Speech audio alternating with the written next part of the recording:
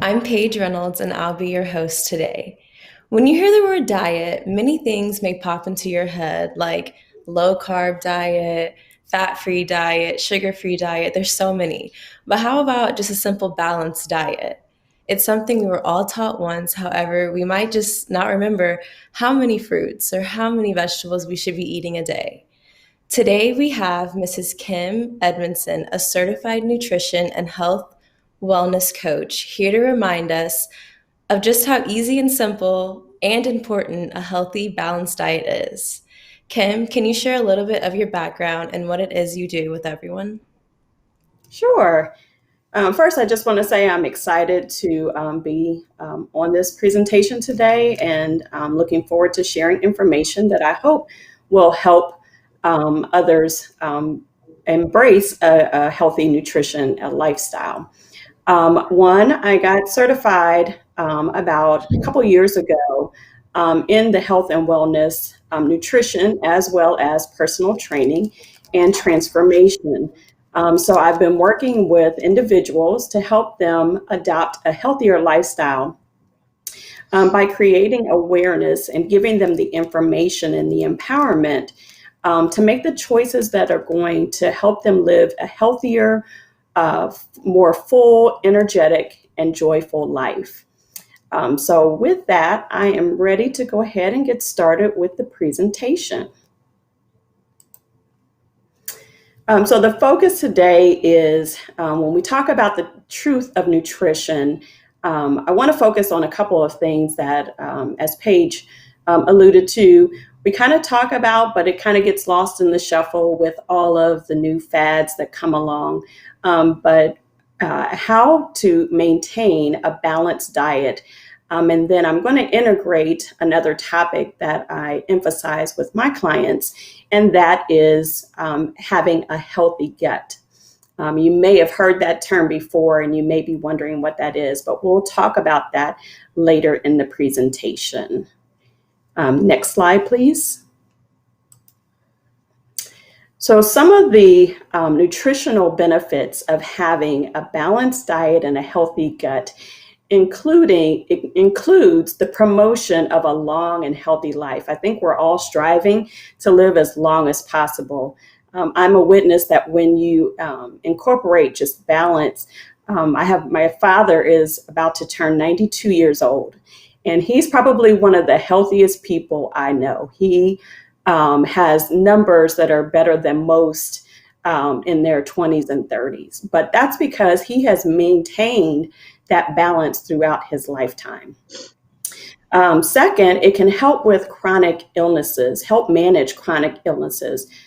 Food, it plays a critical part, not just in the physical aspect, but also helping you mentally manage those illnesses.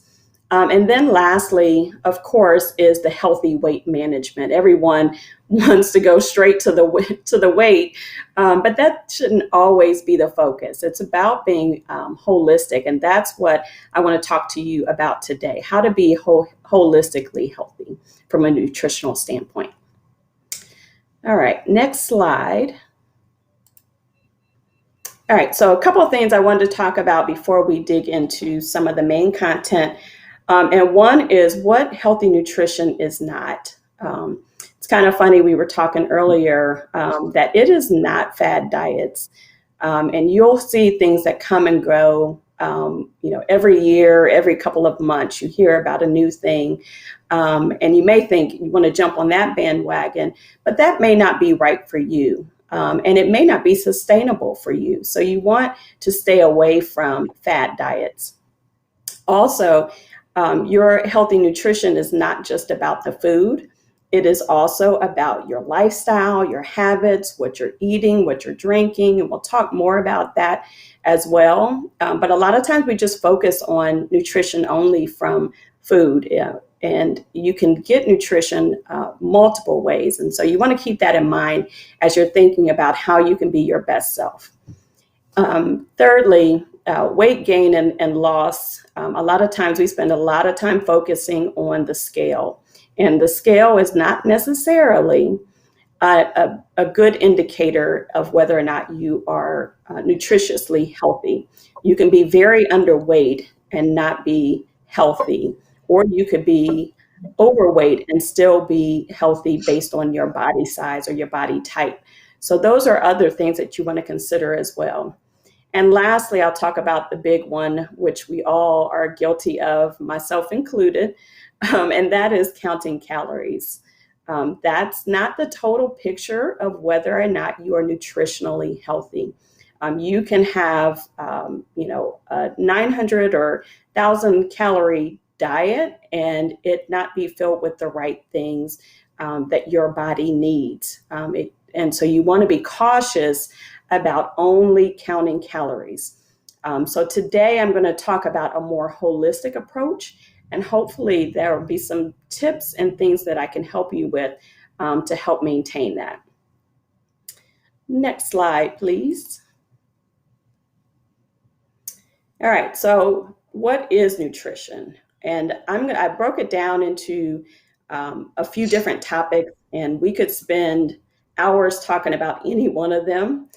I'm going to mention them all, but I'm going to highlight two. And that's going to be the focus for the rest of the presentation. But healthy nutrition is one, a lifestyle. As we were talking earlier, consistency in your life is what's going to help you with longevity. So jumping on the bandwagon is not going to be sustainable over the long term if it's not the most effective for you and your body. So you want to consider, what is your life situation? What is your body type? Your mix of nutrients and minerals, all of that can change based on your body type as well. And do you have health conditions? It could be that you are battling chronic illness, or you have a recommendation from your doctor that you need to be concerned about. And so you may need to change your balance based on those recommendations. So it really becomes a lifestyle for you that you can maintain and achieve the goals that you have in mind. If you're a very active person, your balance is going to be totally different than someone that's sedentary. So those are the kinds of things that you need to think about from a lifestyle perspective when you're trying to understand what's nutritional health for you. There's also the balance piece of it, and that's one of the things that I will focus on today in regards to what most of us know as carbohydrates, fats, proteins, and then we'll talk about some other essential nutrients and minerals. And then, it's not just about what you eat and drink. It is also about, it is not just about what you eat, but it can also be about what you drink. It could be about the sauces that you use, the sugar that you're adding, the snacks that you're eating. All of that kind of adds up into the balance that you need to maintain a healthy lifestyle. And then one of the other topics that I'll talk about is maintaining a healthy gut. And many people don't know that bacteria that's in your gut not only help you digest food, but they also work over your entire body to give you the balance that you need for good physical as well as mental health. Those are things that most people don't take into consideration. And then lastly, preparation and proportions. And I know that's a hard subject for a lot of people. How you prepare food is so critical in whether or not you're being nutritionally healthy. You can have a chicken breast smothered in buttermilk batter and flour and fried and smothered, and you've taken all the nutrition away from that chicken breast. So being very conscious about, how you're preparing and what portions you're eating. Of course, there are nutritional guidelines on how much you should eat of each portion. And you need to understand if that needs to be adjusted, as I said, based on your lifestyle. So that's kind of what nutrition is. And we could go all day on any of those topics, but I'm going to focus my time on the two, which is maintaining that balance in your life, and then also the importance of gut health. All right, you can go to the next slide. All right, so as we talk about tips for a balanced diet, I want you to look at the picture as it's displayed. And what you'll see is that it is a combination of so many things. It can be a combination of lean meats and protein, if that is your choice.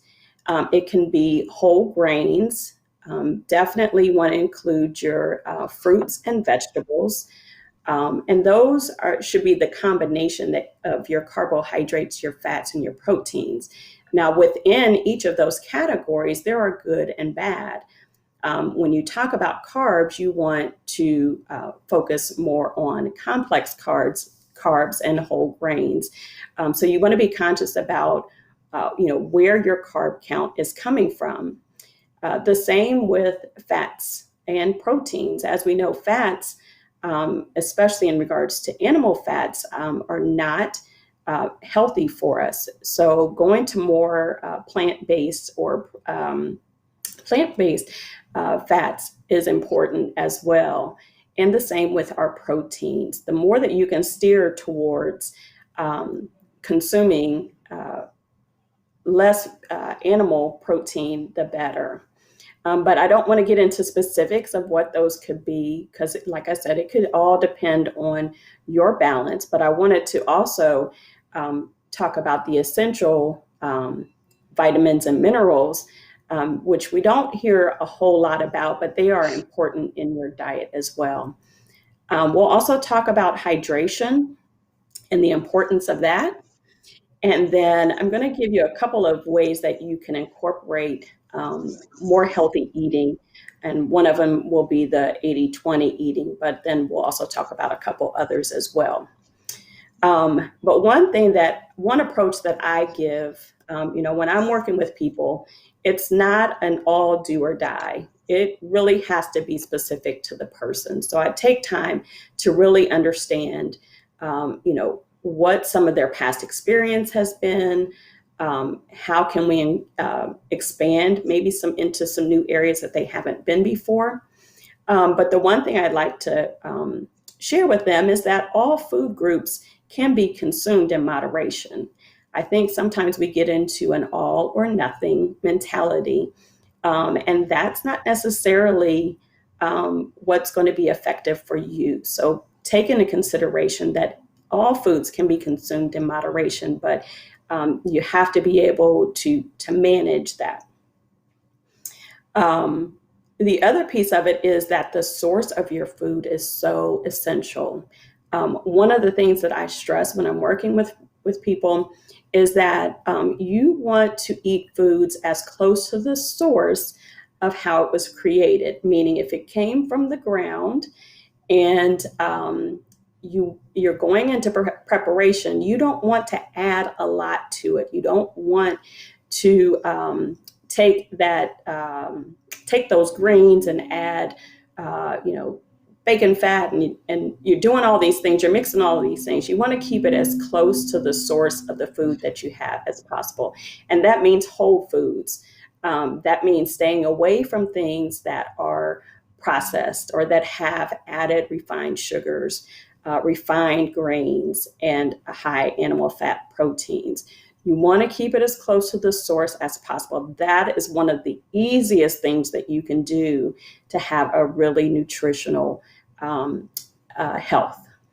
You also want to avoid trans fats. And as we know, a lot of processed foods have trans fats. So it's really important that you cut back on processed foods as much as possible, and also watch your saturated fats. Those are the kinds of things that you want to be aware of as you're making your food choices. And then lastly, I say, buy fresh or frozen as much as possible. When you go into the store, make every effort to spend most of your time on the outside of the store as opposed to going down the aisles, because you're going to find more whole foods if you stay on the outside than when you get into the aisles where there's more of the processed packaged foods. Not that it's impossible to find nutritious food in the aisleways, but you just have to be more conscious about what it is. And then also you want to try to incorporate more foods that contain essential vitamins and minerals. And those include, of course, calcium. And we all know, milk is probably one of the best ways to get your calcium. But that doesn't have to be cow's milk. That can be almond milk or soy milk as well. So you have options, and knowing those options can help you make the right choice for you. Another one is fluoride, and we don't talk about that a lot, but spinach and grapes, even the water and the tea that we drink are a great source of fluoride. And then folic acid, that's another great one to focus on, and you can get that a lot of times through your citrus fruits. And then, of course, the vitamins A through E, which we could spend a lot of time going through those. There's a long list of ways for you to get those vitamins as well. So just being conscious about how you can add those essential vitamins and minerals is another way to ensure that you are having a nutritional diet. One thing I say about hydration, and this one for most people is really, really hard, and that is there's no way around it, and it is to drink your water.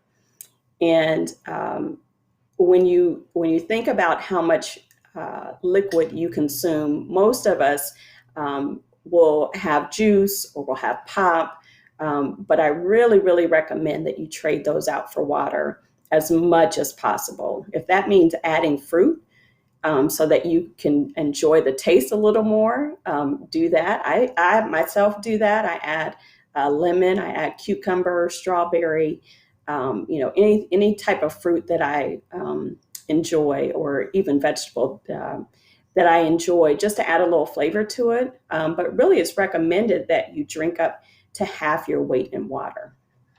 So that's a pretty lofty goal for most people, but I really recommend that you put down the juice and the pop.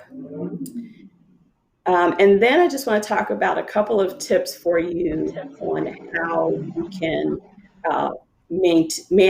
maintain that balanced diet. And one of those would be, especially when you're starting out, a lot of times we want to go gung-ho, and we want to go all in, it's all or nothing.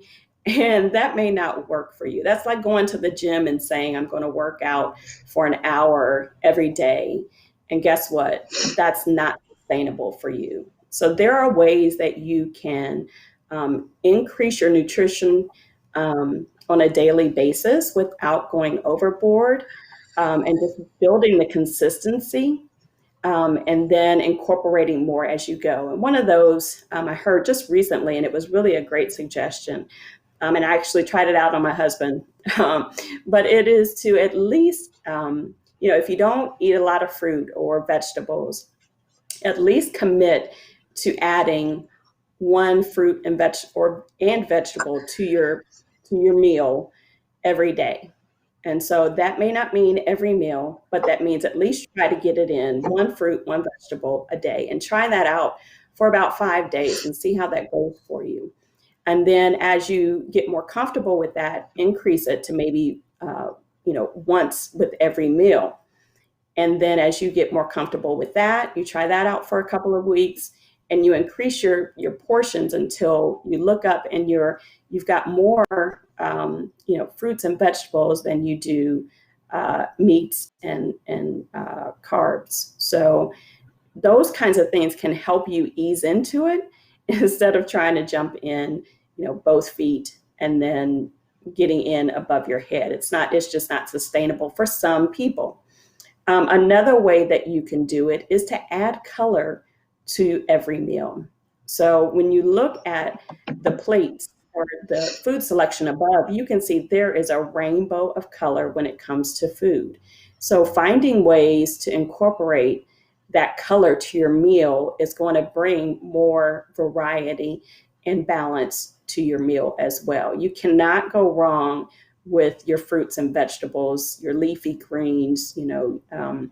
You'll see on that plate, you can get everything from, orange carrots, red tomatoes.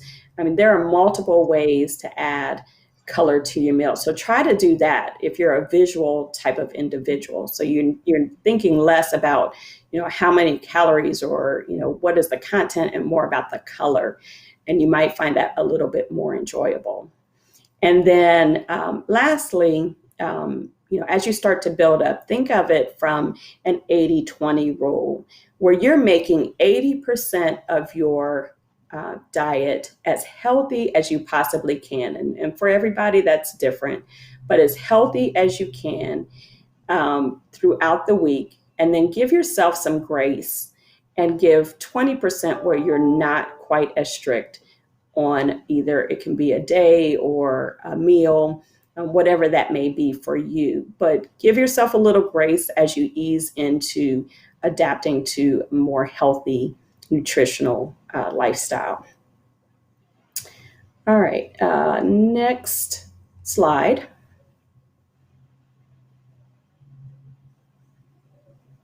All right. And then lastly, I wanted to talk about some of the benefits of maintaining a healthy gut. And we don't often think about this, but it is actually probably one of the easiest things that you can do, the best things that you can do just to promote a healthy lifestyle. And there are some benefits to doing that and focusing on that. One is that you strengthen your immune system. Research has shown that when you maintain a healthy gut, you are building the right type of bacteria, and you're eliminating the wrong type of bacteria. So therein, you are making your immune system stronger. Also, it promotes a healthy heart. Anytime that you are focusing on less processed food, less saturated fat, you are promoting healthy heart. But what you may not know is that it also promotes brain health. So when you are nutritionally balanced, you are able to focus more, you have more energy. It just brings a lot of difference into your life. So focusing on that healthy gut piece also can help improve your mood. When you're not feeling sluggish because you've eaten the wrong things, your body is, lacking energy, that has an impact on your mood. It also has an impact on your sleep. I don't know if you've ever gone to bed where you've eaten something that does not agree with you, and then you've tossed and you've turned all night long. I've done that, and I know others that have. But when you are focusing on that gut health, and I'll kind of talk about what that means in a minute, you'll sleep so much better. And then lastly is that effective digestion. And so what does that mean? Effective digestion means that you are eliminating waste from your body on a consistent basis.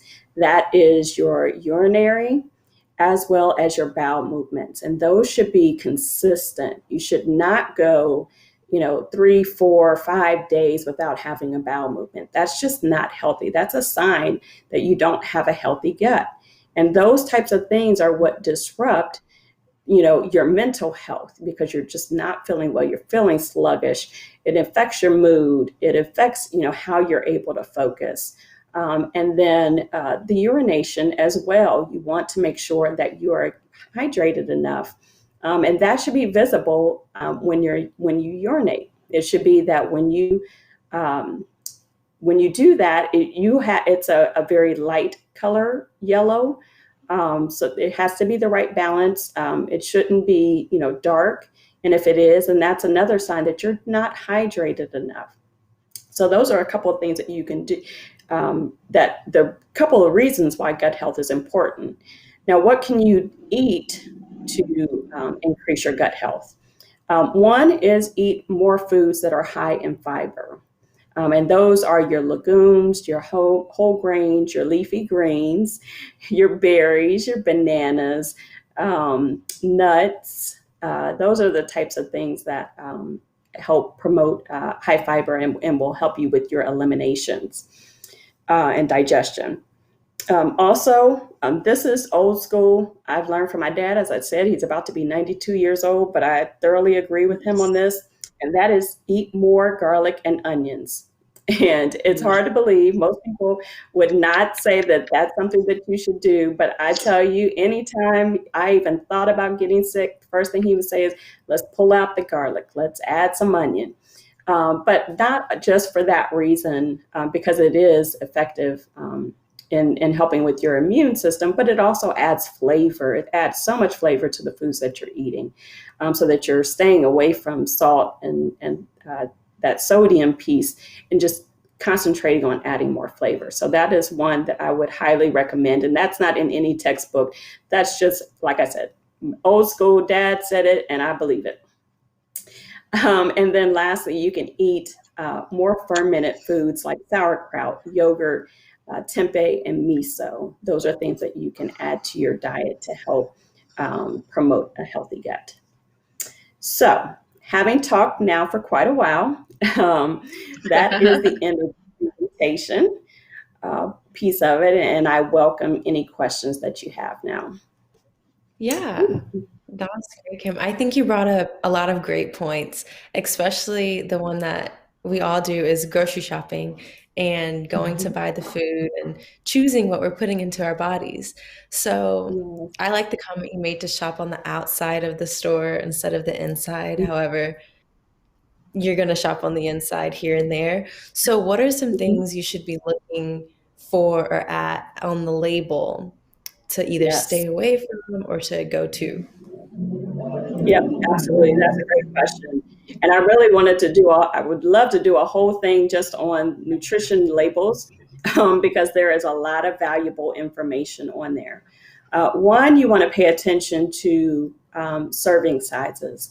As I talked about, what nutrition is, it is about preparation and portions. So you want to be very conscious of, what is a serving size considered. And with that serving size, it'll give you the calorie breakdown, it'll give you the carbs, it'll give you the fats included. It will let you know what type of sugars have been added. That is really one of the key, as well as the amount of sodium. That's another key, especially in the Black community. Those are things that we really need to pay attention to. And so when you're reading your label, look at least those major categories. But I would also tell, and I tell everybody, that when you are um, looking at a label, read the ingredient list. That is like number two outside of proportions and your carbs and protein breakdown. But that other one is ingredients. That is so important. If it has a list of 12, 15 ingredients, you need to leave that on the shelf. It Mm. really should have no more than 5 to 7 ingredients. Going back to the comment I made about keeping it as close to the source as possible. And that source means that you can read that label, you can understand what's included, you can read the word, you know what it means, and it makes sense that it's in that product. That's really the key, one of the major keys, and it's one thing that you can do quickly. And I'll give a story. One time, my husband and I, we were in Aldi's, and I was looking at peanut butter to buy, and I stood there probably about 10 minutes because I wanted to read everything that was in it. And he was like, but it's peanut butter, Kim. I said, I understand that, but there's a difference in, the different brands and the different options that you have. Take your time, read the label. It's not that difficult, but if you can't pronounce it and you don't know what it is, put it back. That's a great advice. Along with that, Mhm. if you turn over to the front of the box, when it's saying gluten-free, it's vegan, it's like grass-fed, are those things to be searching for? When should we search for them? Great question. That goes back to my comment about your lifestyle, and that really depends on where you are. If you have health conditions that require you to be gluten free, then absolutely, those are the types of products that you're going to look for. But if that's not a dietary need for you, and you're just doing it because it seems to be the popular thing to do, it may not be right or effective for you. So you really want to be conscious about what it is that they're promoting and why would you need to do that. Especially, when we get into vegan versus, I can't think of the term right now. There are multiple, ones within that vegan and vegetarian space. But really take your time to research, understand, what the differences are, and whether or not it applies to where you are in your health situation. If you're, and it also depends on your goals. Uh, it really is about a lifestyle thing for you, but you have to really think it through and not just jump on the bandwagon, because what's going to happen is that you're going to spend money, on things that are not promoting your personal nutritional health. Definitely. Along with us tonight is Carla Coleman. She's been a little just observing in the background. So, Carla, do you want to ask any questions? Oh my gosh, this is my favorite subject. And as we've said on so many of our Wellness Wednesday episodes, that it always goes back to nutrition. It always goes back to your leafy greens and what you put in your body. But we did have a good question from the chat, and that was, does what you eat affect your how well you sleep at night? Mhm. Absolutely. As I stated, when you are um, eating foods that are not promoting a healthy lifestyle for you, it can cause digestive irritation, or it can cause um, uh, increased heart rate. If you're eating things that are high in sodium, or things of that nature, you really have to be conscious about what you're taking in, because as those things affect your body's not able to get fully rested. And that rest is what, when you're trying to, wind down and your mind is still racing because you've had too much sugar. Um, that is definitely an issue, right? So you want to be conscious about what you're taking in and when you're taking it in, especially in regards to the sugar, caffeine, all of those types of things disrupt your sleep. So you want to measure and then also monitor when you're taking it in. If you're drinking caffeine, you're drinking coffee at 8 o'clock at night, that's definitely going to affect the way that you sleep. So just make sure that you're measuring, and then also make sure that you're monitoring when you're taking those things in. Great. Uh, the other thing is, you talked about gut health and Mhm. what's good for our gut. So actually, probiotics and prebiotics are probably the main things that you can focus on. And so I provided some of those in the presentation, but looking at those fermented foods, as well as those high fiber foods, are some of the things that are going to promote that healthy gut. When you think about high fiber, we're going to go back, of course, to the leafy greens um, and the whole grains. It is those things that your body can easily digest. So if you're eating a lot of meat, what you'll find is that your body is not really made to process that meat. So you want to limit the amount of meat that you're putting in, and then incorporate more of the things that it can digest. It can digest those whole grains. And that's why they say to stay away from the processed grains, and the refined sugars. Your body doesn't process those things. And so what happens is that it sits in your gut. And if you're not able to eliminate that, then that's when a lot of the chronic illnesses come into play. So you want to focus on those things that are easily digestible. Probably one of the best things you can do when they say an apple a day, that's an easy, high fiber food, low calorie type of way to increase your gut health. Um, those old sayings that we've heard along the way, we've kind of lost track of because we have so many other fads and terms that don't necessarily um, add up to what real health is, but focusing on some of those basic things and as close to the source again as possible. When you look at avocados and that natural fat, that plant-based fat, as opposed to the animal fat, there again, because your body's not able to process that animal fat and it's just sticking there, it's stuck. And that's not what you want. You want to go more with the plant-based, and that's the way your body's able to process it a lot more easy. Yeah. Well, I have 100 other questions, but I think we have some in the chat, so I'm gonna get this Okay. back to Paige. Yeah, we have some great questions in the chat, so Good. we're going to get started on those. So, our first one is about macronutrients. Mhm. Macronutrient daily values are usually based on a 2,000 calorie diet. What if I don't Mhm. consume 2,000? How do you calculate the macros?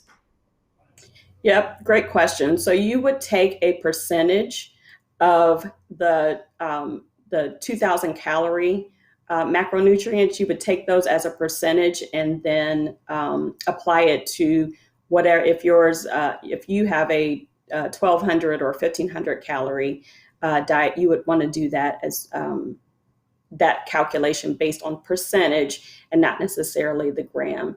But also, keep into consideration that depending on your lifestyle, depending on your activity, you may have to go beyond the recommended and make those adjustments as well. So that could be, not just based on your calorie intake, but also on your activity or body type. So those types of adjustments would need to be made. You can work with your doctor to understand those better, or a nutritionist as well. Yeah. Could you just give a little brief introduction definition of what macronutrients are for people who don't know Oh what they are? yeah, sure. So your macronutrient nutrients are your carbs, your proteins, and your fats. Those are the big three, right? But then within the micronutrients, those are where you get into your vitamins and minerals. So macronutrients are the carbs, whether they're complex carbs or simple carbs, and then your fats, staying away, as we talked about, from your trans fats, and your proteins. So whether making sure that you're having your lean proteins, and those can be plant-based as well as meat-based. Yeah, that's a good reminder. So Yeah. we're tracking back to your dad's old saying of onions and garlic, but we have Mm-hmm. someone for people who don't like that. So instead of Mm-hmm. onions, is there any other vegetables or spices that you could replace for salt for seasoning? Oh, that's a great question. So yeah, actually, I'm a big proponent of spices, um, and I don't know that I don't have a definitive uh, replacement for salt. But what I will say is that adding natural spices to your food enhances the flavor in a different way. So depending, right now I'm growing dill. So dill has a different taste. Ah, Growing mint. Mint has a different taste. Basil has a different taste. So there are different ways to add flavor without necessarily adding the saltiness. And I definitely understand I am a salty type of person, but I'm trying to get away from that salt, adding salt to food, and focusing more on how can you expand your taste palette to incorporate those fresh herbs, and even if they're not fresh, but finding ways to add, oregano, chili powder, those types of things, and actually like things like chili powder, cumin, those are great for like inflammatory issues. Adding those types of spices can help you from that. That's a whole different presentation as well. I love spices. I could do this all day long. But yeah, I don't know that there's a definitive substitute for salt, but what I encourage people to do is just expand your palate. Try to get away from the salty taste and look to the fresh herbs or spices that can kind of enhance your palate. You'll be surprised what it can do to make food more enjoyable. Yeah. I stopped cooking with salt maybe 30, 35 years ago. And Yeah. I was newlywed, and my new husband was putting salt on his food before he tasted it. And Mm-hmm. I was very concerned that that was not good for his health. So I stopped cooking with salt, so that since he wasn't tasting it first anyway, the first part of the time he put salt on it was the first time it received salt. So since Yes. then, I have used every other spice available Mm-hmm. instead of salt, and now I just cook without even thinking about it. Yep. And I agree. I think once you start incorporating those other spices, the salt becomes less of the focus because it has been in the past. As you said, when it's not added there, then you find other things to enhance the flavor of the dish that you're looking to cook. And you'd be surprised, just the mixture of ingredients that you can put together that you won't even miss the salt. Yeah. Yeah, there's so many ways to make food fun and trial and Mm-hmm. error all the time. So Trial someone and error. asked, Yeah.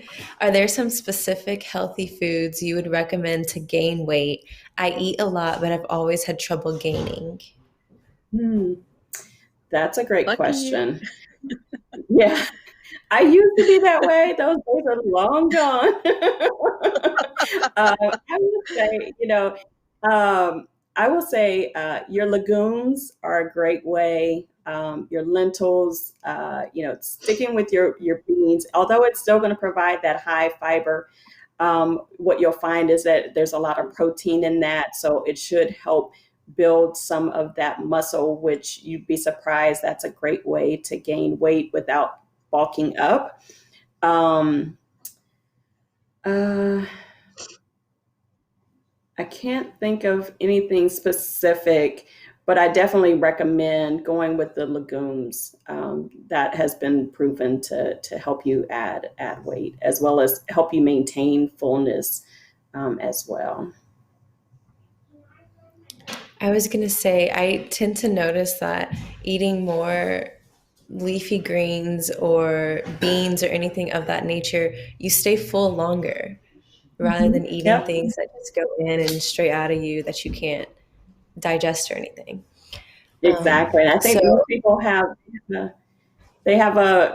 that's a myth that most people feel like if you eat, if all I'm eating is salads, then I can't get full. And that's not true. I mean, if you incorporate those legumes and other items with it, you'd be surprised how long you can maintain off of that salad. Yeah. for sure. I'm sorry, go ahead. So could you speak a little bit on the correlation between mental health and diet Hmm. Yep. and the Nice. That's a effect great that that question. has? Yeah.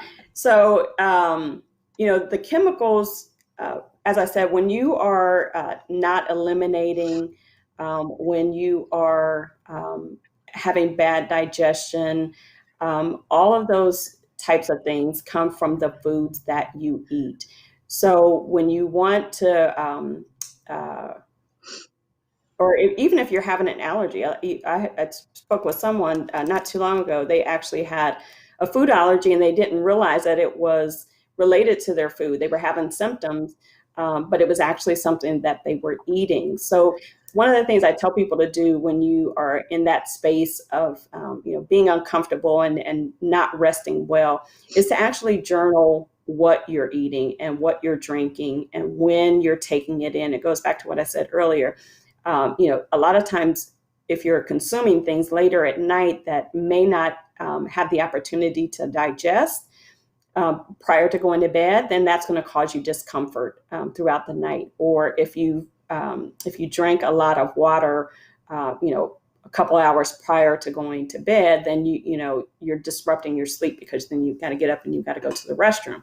So what I recommend for people is that they journal what they're taking in and when they're taking it in. And then kind of monitor, what is that effect having on your body? What effect is that having on your mood?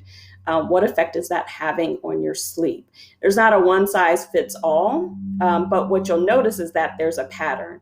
Oh, if I eat fried chicken every day and at lunch, and then, by 2-3 o'clock, I'm feeling sleepy and I'm drowsy and I'm not focused, then that might trigger like, oh, I think I might need to change that. And it could, that's extreme. But what I'm saying is the things that you take in and even how it's prepared. So if you have, if you're eating a very heavy meal and it is 7 o'clock at night, guess what? It's still sitting on your stomach, and you're going to bed and it's still sitting there and it has nowhere to go, because you're not able, your body's not really at the point where it wants to eliminate. And so you're tossing and you're turning, and you're like, I can't get comfortable. Well, it's because you had too much to eat before you went to bed. So that's why it's really important to monitor when you're eating and what you're eating, and finding out what that balance is for you. Sometimes that means, hey, maybe I need to stop drinking coffee by 10 o'clock. Maybe that's your cutoff. 10 o'clock in the morning, I can't have any more after that, because your body needs time to wind down.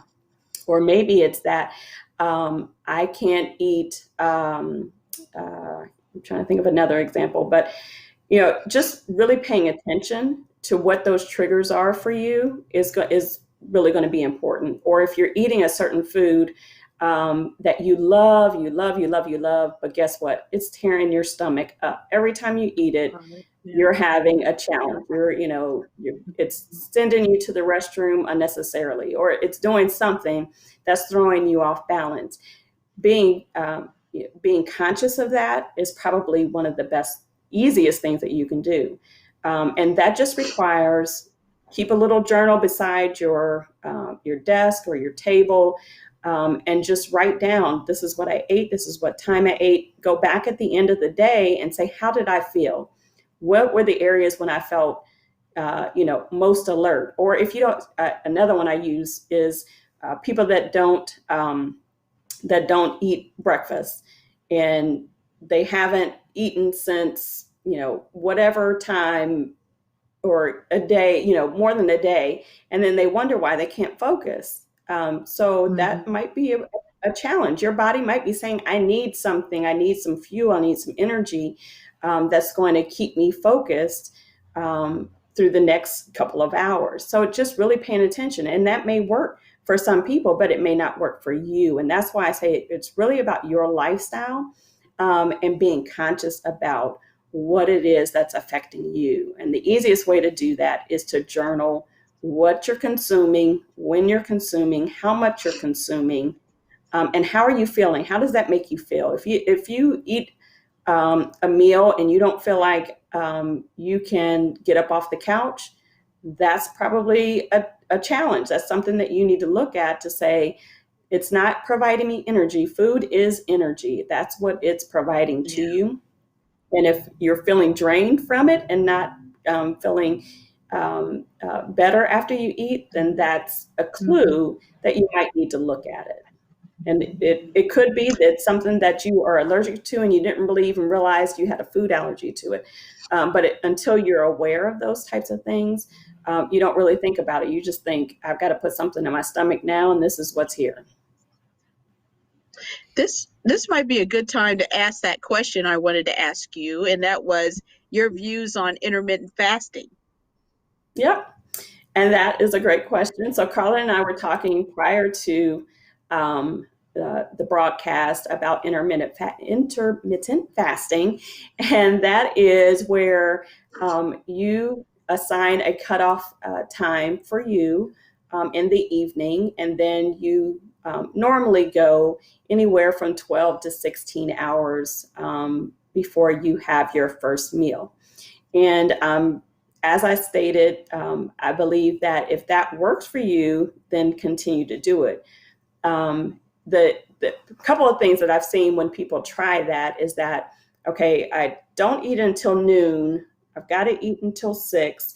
So does that mean that I need to cram all this food in here in between that time? And that is not the goal. So it doesn't mean that now I've got 6 hours and I'm going to eat a ton of food. That's not it. So you really have to research and understand what the goal is and how it fits into your lifestyle. That may not work for some people, especially if they have jobs that they need a lot of energy in the morning.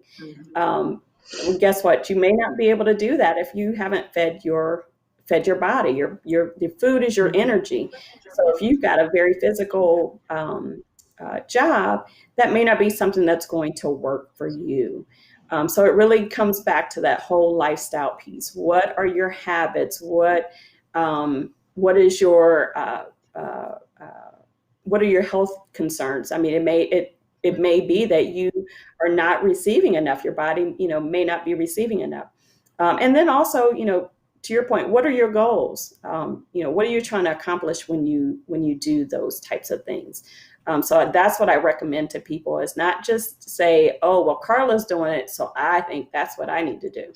That may not be the right thing for you. Right for you. Mm-hmm. Thank you. Yeah. Well, we're running out of time. You got some more in the chat there, Paige? Yep, we got a couple more questions in the chat we'll get to. So this one's about omega-6. Is omega-6 oil good or bad for you, or does it depend on ratio of omega-6 to omega-3? That's a good question. And I don't have a definitive answer from that. But what I do see, and I see a vegetable oil as opposed to the omega-3. Keeping things, omega-3 is what's being promoted now. And, as most people know, you can get that through your fish proteins and things of that nature. Vegetable oil, I will not say that it is bad. It is on the less positive side. Let's put it that way. There are more acceptable. There are more positive oils, if you will, in regards to that. So it's not that it's bad.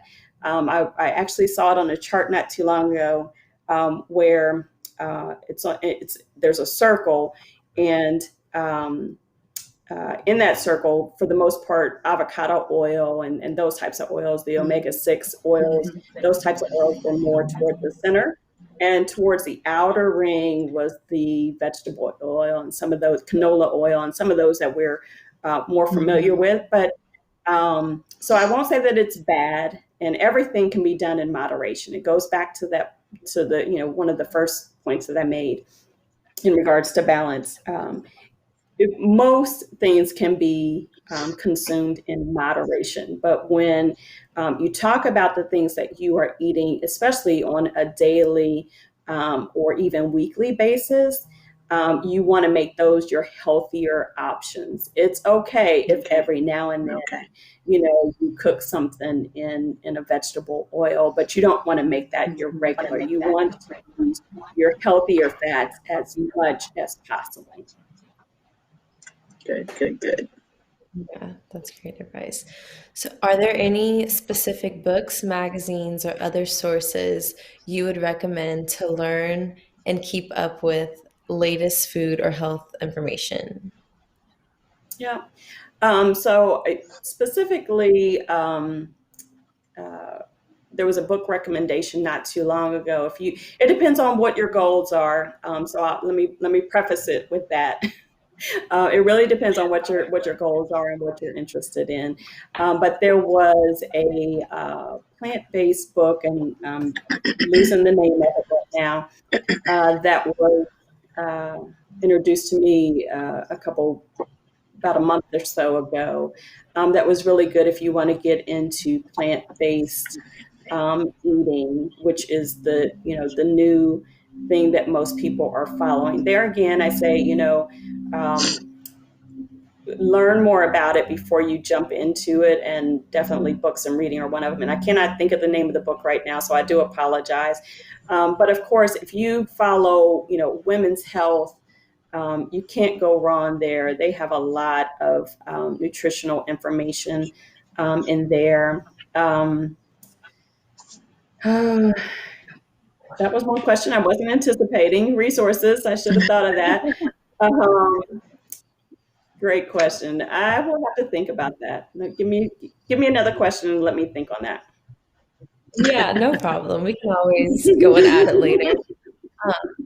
Our next question is, how late at night should someone eat?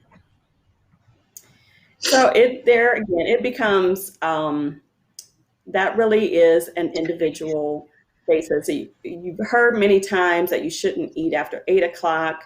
You shouldn't eat after 6 o'clock.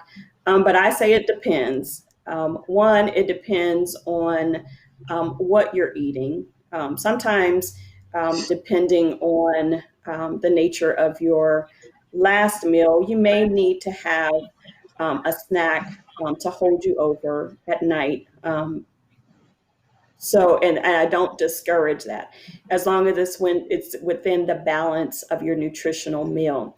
But you definitely don't want to eat heavy foods later at night. As I stated earlier, that is probably one of the easiest ways to be comfortable as you're getting ready to, for bed. You want to be able for your body to wind down and not be in the churn of trying to process what you've eaten.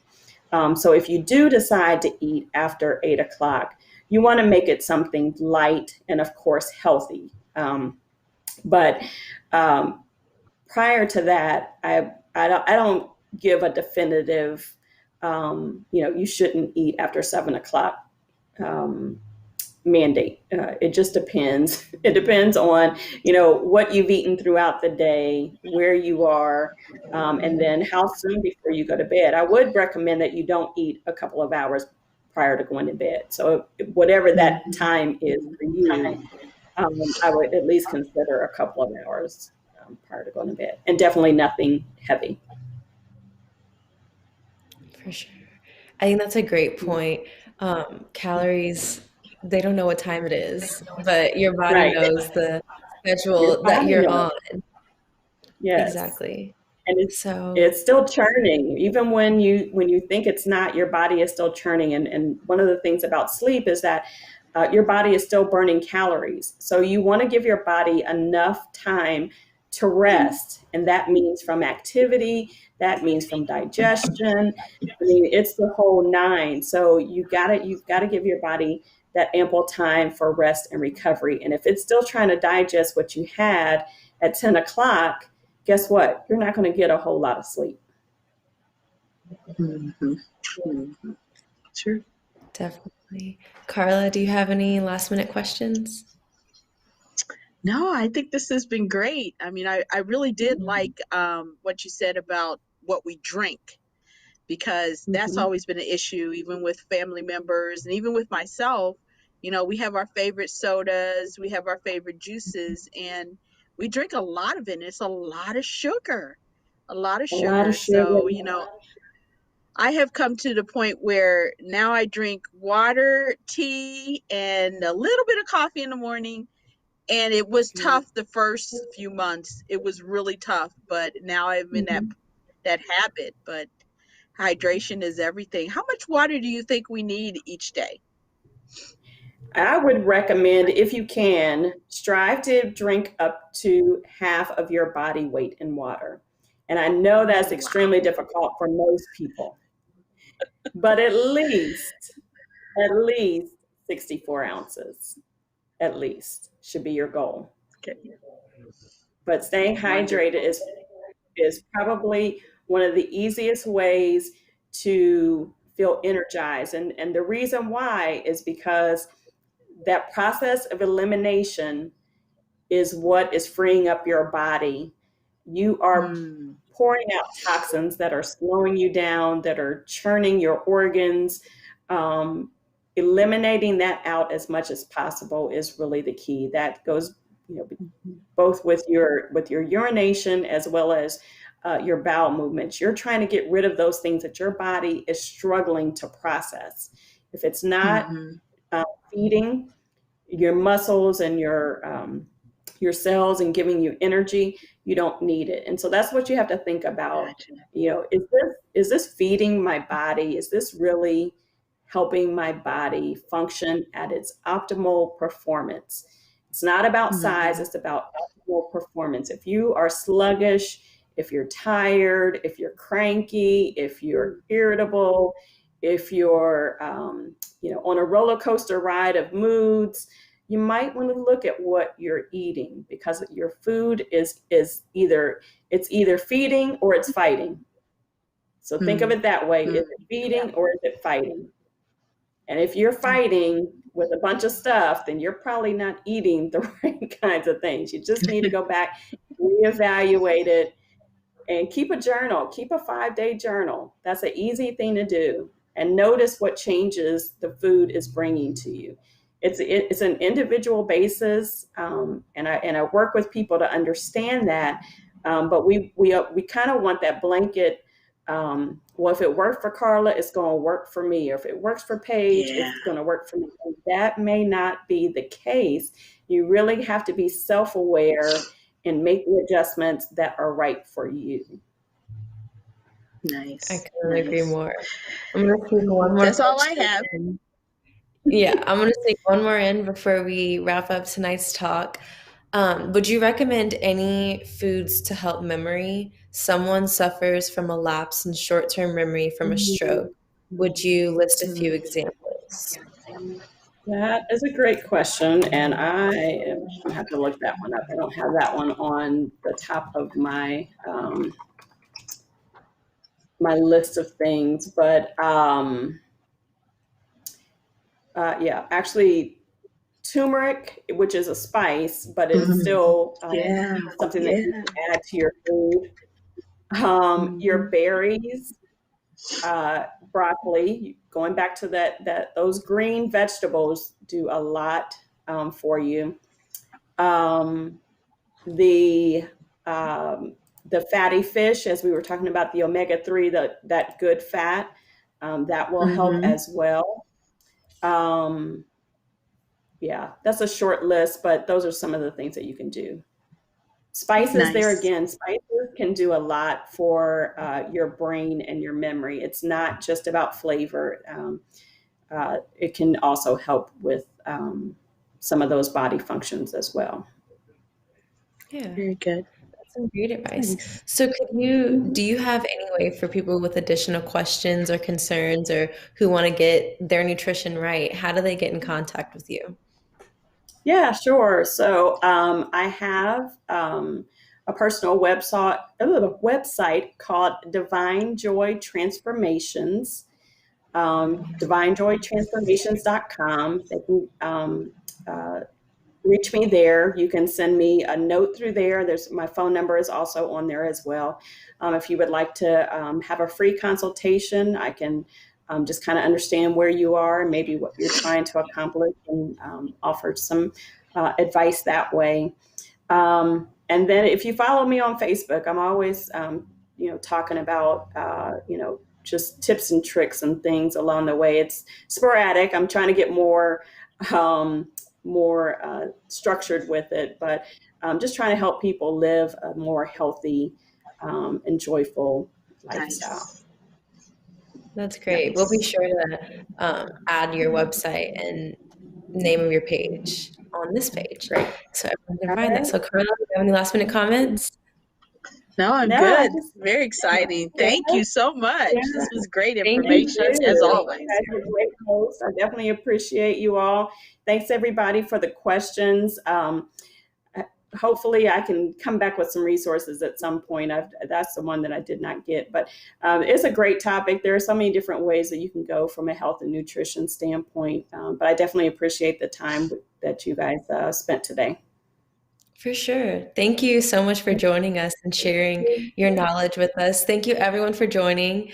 We will be back here again next Wednesday at 5 p.m. for another great talk to learn more. We'll see you then. Have a great night and stay safe. Good night.